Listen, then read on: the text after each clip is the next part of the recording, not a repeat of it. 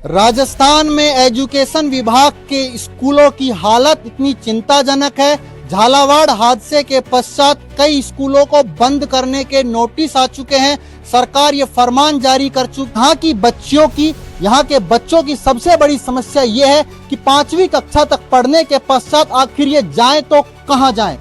सरकार शिक्षा को बढ़ावा तो देना चाहती है, परंतु इन स्कूलों को कब वो क्रमोन्नत करेगी, कब इनमें तो वहाँ जाने का कोई रास्ता है, कोई अच्छी वहाँ सुविधा है? सब कुछ रास्ता बहुत खराब है, बारिश बरस जाती है तो कीचड़ हो जाता है, बहुत बेकार रास्ता है। इस कारण स्कूल नहीं जा पाते। करना चाहते थे, रास्ता नहीं है, इसलिए आप आगे नहीं बढ़ पा रहे? हाँ, ये रास्ता की वजह से मैं 12वीं पास नहीं कर पाई। समस्या क्या आती है, रास्ता बहुत खराब है। रास्ते की वजह से जब बारिश होती है तो बच्चे क्या है आ नहीं पाते स्कूल में। स्कूल ढह ना जाए, लेकिन हमारा एक कमरा ऐसा है, एक कमरा और बरामदा जो मतलब बिल्कुल सुरक्षित है, उसमें हम अपने बच्चों को बिठाते हैं।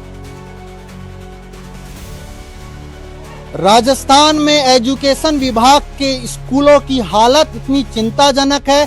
झालावाड़ हादसे के पश्चात कई स्कूलों को बंद करने के नोटिस आ चुके हैं। सरकार ये फरमान जारी कर चुकी है कि स्कूलों को बंद किया जाए, परंतु स्कूलों को बंद किया जा रहा है कि नई जगह उनको शिफ्ट किया जा रहा है, लेकिन शिक्षा व्यवस्था पर बेहद प्रभाव पड़ रहा है। आज हम उस जगह खड़े हैं जहां के स्कूलों की बिल्डिंगें की हालत, स्कूलों की शिक्षा की व्यवस्था क्या है। मेरी उपस्थिति इस समय राजकीय प्राथमिक विद्यालय सपेरा का बास, जो दादर गांव का क्षेत्र है, अलवर ग्रामीण विधानसभा का ये क्षेत्र है, मैं वहां पर उपस्थित हूं। आज आपको मैं उस सच्चाई से अवगत कराऊंगा कि ये जो बस्ती है, इस बस्ती में काफी संख्या में आमजन निवास करता है। यहां पर एकमात्र प्राइमरी स्कूल है और यहाँ के बच्चों की सबसे बड़ी समस्या यह है कि 5वीं कक्षा तक पढ़ने के पश्चात आखिर ये जाएं तो कहां जाएं। सरकार शिक्षा को बढ़ावा तो देना चाहती है, परंतु इन स्कूलों को कब वो क्रमोन्नत करेगी, कब इनमें अच्छे भवनों का निर्माण होगा, कब इनकी मूलभूत सुविधाओं की पूर्ति होगी, उसका जवाब सरकार के पास नहीं है। यहाँ पर कुछ बच्चियां हैं जिन्होंने यहाँ अध्ययन किया, आगे भी वो पढ़ना चाहती थी, लेकिन कुछ ऐसी समस्याएं आई, वो आगे नहीं बढ़ पाई। उन्हीं बच्चियों से बात करते हैं। क्या नाम है बेटा आपका? संगीता। कहाँ तक आप पढ़े हो इस स्कूल में? 5वीं तक पढ़े? यहाँ पर 5वीं तक पढ़ी हूँ। इसके बाद कहाँ पर गए आप? दादर। कितनी दूर पड़ता है यहाँ से दादर? यहाँ से 2.5 किलोमीटर। तो वहाँ जाने का कोई रास्ता है, कोई अच्छी वहाँ सुविधा है? सब कुछ रास्ता बहुत खराब है, बारिश बरस जाती है तो कीचड़ हो जाता है, बहुत बेकार रास्ता है। इस कारण स्कूल नहीं जा पाते हैं बच्चियाँ। हम भी 10वीं पास किया, उसके बाद बुर्जे नहीं जा पाए, 12वीं पास नहीं की, अब घर बैठे हैं अभी रास्ते की वजह से। आप 12वीं पास करना चाहते थे, रास्ता नहीं है, इसलिए आप आगे नहीं बढ़ पा रहे? हाँ, ये रास्ते की वजह से मैं 12वीं पास नहीं कर पाई।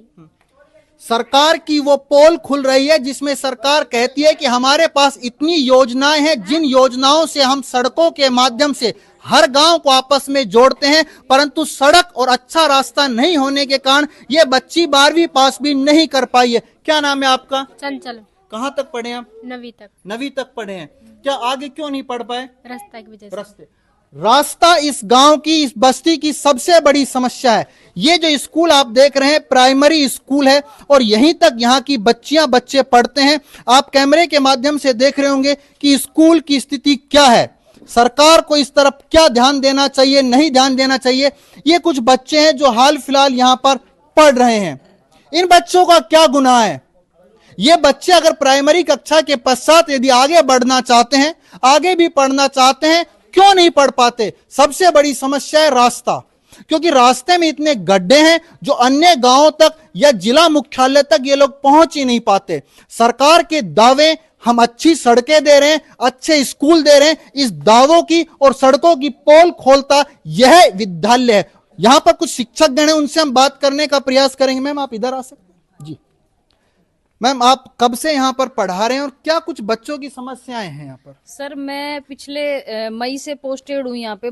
2025 मई से मेरी पोस्टिंग यहाँ पे हुई है। यहाँ पे मेन समस्या क्या आती है, रास्ता बहुत खराब है। रास्ते की वजह से जब बारिश होती है तो बच्चे क्या है आ नहीं पाते स्कूल में, और बारिश हो जाती है तो कीचड़ हो जाता है, कीचड़ की वजह से बच्चे भी परेशान और उनके पेरेंट्स भी परेशान। तो ऐसे में काफी प्रयास किया हमने। पहले हमारे यहाँ पे 9 बच्चे थे, फिर 9 बच्चों से प्रयास करके अभी 34 बच्चों का नामांकन मैंने किया। अगले सत्र में मेरा प्रयास है कि और भी मतलब बच्चों को हम बढ़ाएं, जैसे 50 के करीब बच्चे हम करें और मतलब आसपास के और भी एरिया से बच्चे आए। अभी जैसे बगल में स्कूल है हमारे यहाँ से 4 किलोमीटर दूर, सालपुरी, तो वहां से भी बच्चे टीसी कटवा के इधर आए, क्योंकि हम लोगों ने जाके मतलब मैं जब कोई बच्चा नहीं आता विद्यालय तो हम उनके घर जाके उनसे संपर्क करते हैं और फोन भी करते हैं डेली, जैसे कोई बच्चा नहीं आता, क्यों अब्सेंट है, क्या रीजन है, डेली हमारा ये प्रयास रहता है बच्चों को हम मतलब। लेकिन समस्या तो है ही, मतलब बारिश के दिनों में ये स्थिति हो जाती है कि भाई कहीं स्कूल ढह ना जाए, लेकिन हमारा एक कमरा ऐसा है, एक कमरा और बरामदा जो मतलब बिल्कुल सुरक्षित है, उसमें हम अपने बच्चों को बिठाते हैं। नहीं मैम, एक कमरे और बरामदे में 5वीं क्लास तक के बच्चों को हम कैसे पढ़ा पाएंगे? एक तरफ अंग्रेजी मीडियम, अंग्रेजी स्कूल, प्राइवेट स्कूल है, दूसरी तरफ हम 5वीं तक बच्चों को कैसे पढ़ाएंगे? सर अब उच्च अधिकारियों से जब हम बात करते हैं तो वो ये कहते हैं कि आप लोगों को मैनेज तो करना ही पड़ेगा, कैसे भी करो पढ़ाओ, कैसे भी मतलब मैंने समस्याएं रखी हैं आगे कि हमारे जगह नहीं है स्कूल में, विद्यालय में ये समस्या है, हमारे टॉयलेट भी नहीं है स्कूल में।